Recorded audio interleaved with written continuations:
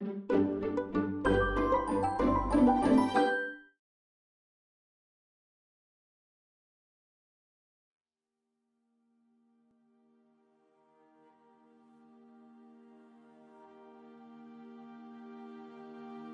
must doing other, saving my nation and my health and my water and my human, because health is life.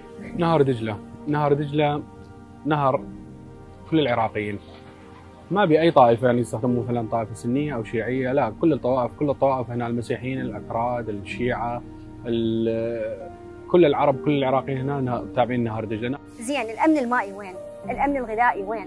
الأمن البيئي وين؟ إحنا ليش ما عندنا هاي الأمن؟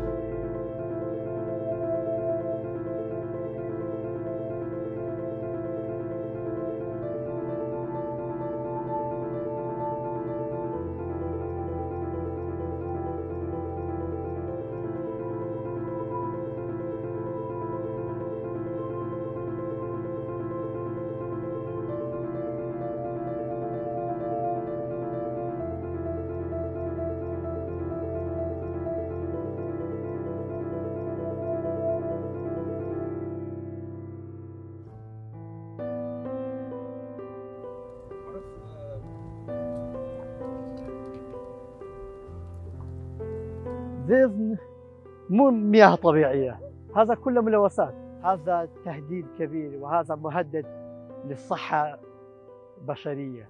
أنا كمحافظ المياه تعبان على هذا.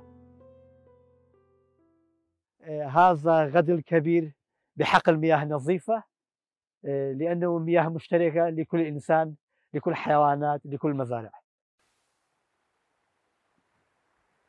حكومة عراقية تريد مياه دجلة نظيفة للمواطنين العراقيين. حكومة عراقية يقدر تدعم مشاريع للمعالجة مياه الصرف الصحي في كردستان، لأنه مصادر مياه دجلة 50% من كردستان، لأنه مصارد دجلة مصارد طنجرة نظيفة.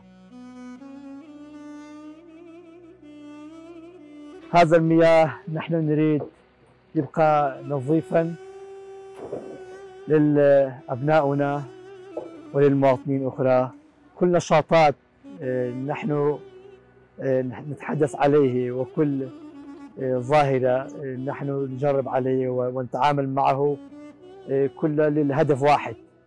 للهدف هذا يفكر الناس عن حقوق المياه، شلون يفكر الناس عن مياه نظيفة. نحن نعمل على هذا للفهم الإنسان، للفهم المواطنين على حفاظ المياه. ستوكهولم.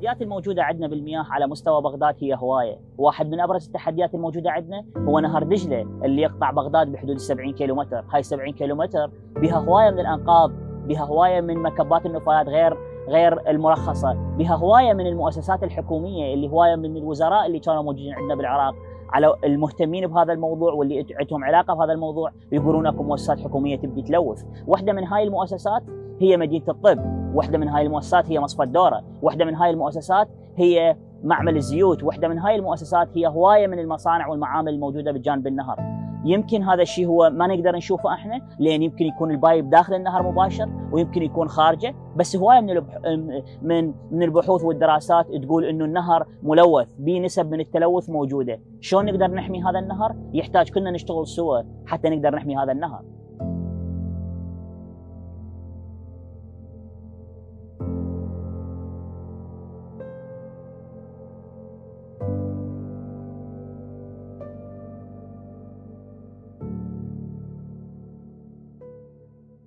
رجعنا لبغداد، بلشنا ويا حماد دجلة ببحث يحكي عن القوانين البيئية اللي تهتم بالبيئة بالعراق.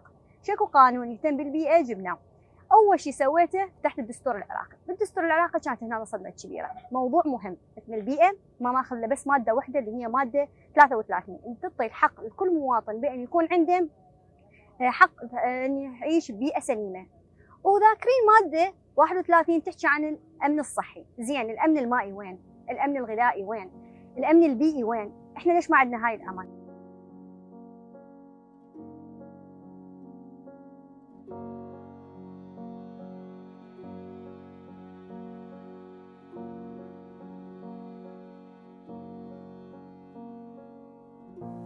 احنا من حقنا كعراقيين انه نستمتع بنهر دجله والفرات، نتمتع به ويكون عندنا امننا المائي والغذائي. اليوم دا يصير حرب اقتصاديه علينا، هاي الحرب الاقتصاديه دا تشنها دول المنبع. ايران قطعت الروافد، تركيا دا تسوي مشروع الغاب، هم دا ياخذون حقوقنا المائيه. احنا اليوم دا ندافع عن حقنا المائي، احنا الاثر البيئي لهذا الانقطاع اللي دا يصير بالمياه. اليوم إذا صار مشروع الغاب راح تتأثر بيئة العراق بشكل عام. هذا الموضوع ما يتعلق فينا بس إحنا، ما يتعلق بالأجيال القادمة بس، هذا يتعلق بالكرة الأرضية كلها، يتعلق بالتغير المناخي، فلازم نتحرك.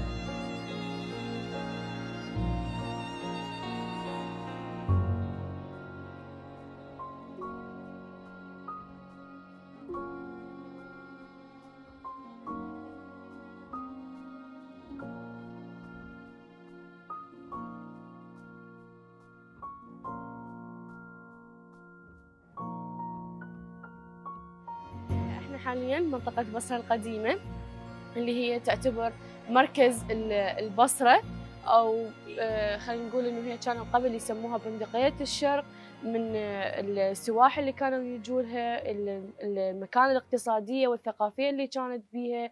بس مثل ما تشوفون حاليا إنه هذه المنطقة تغيرت، وكان قبل حاليا النهر هو عبارة عن مكب للنفايات أو المياه الصرف الصحي اللي هي موجودة به، أصلا بدأ النهر يجف أو يختفي تماما.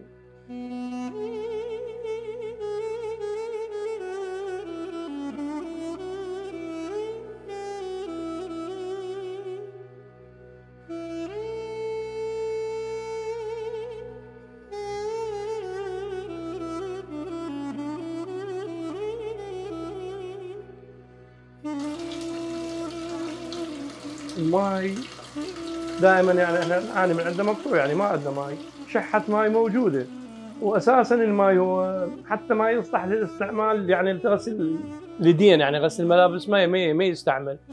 ماي كله قذر، قاذورات موجودة وصاخ موجودة، يعني هاي اللي موجود. إذا تشرب الماي السنك، يعني سواء جاي افتح ماي سنك شرب من عنده، شو يصير فيه يعني؟ يروح مستشفى، يعني راسا اسهال يتقيأ يقوم، واسهال هو ما يصلح للغسل، ما يصلح.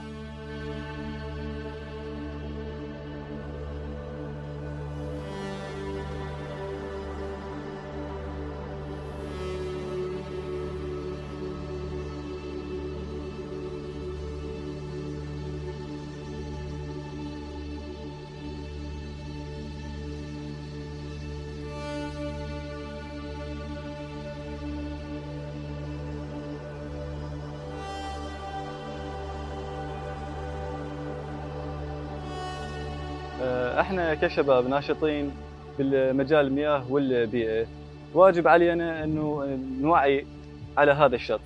هذا الشط له حق علينا. الان متروس نفايات، متروس بلاستيك، زيوت، قطع زيت موجود به. هذا الماء نفسيته هو اللي احنا جاي نشرب من عنده، هذا نفسيته اللي عايشين عليه.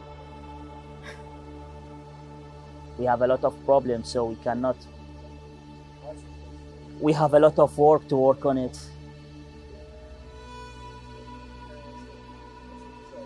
But when I'm thinking when we started, we are only 2, and now we have more than 200, so we can do something. We can. I must be doing other, saving my nation and my health and my water and my human, because health is life. Water is life.